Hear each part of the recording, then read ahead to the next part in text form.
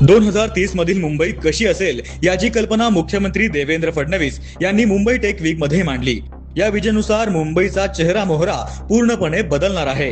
सर्वात महत्त्वाचं म्हणजे उभारली जाणार आहे थर्ड मुंबई।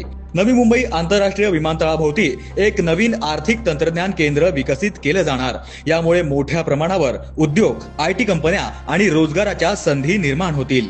बीकेसीला मुंबईचं कमांड सेंटर बनवण्याची ही योजना आहे। एआय, फिनटेक, डेटा सेंटर आणि जागतिक वित्तीय सेवांचं प्रमुख केंद्र म्हणून बीकेसीला विकसित केलं जाणार, ज्यामुळे मुंबईची ओळख केवळ आर्थिक राजधानी म्हणून नाही तर टेक्नॉलॉजी राजधानी म्हणून मजबूत होईल।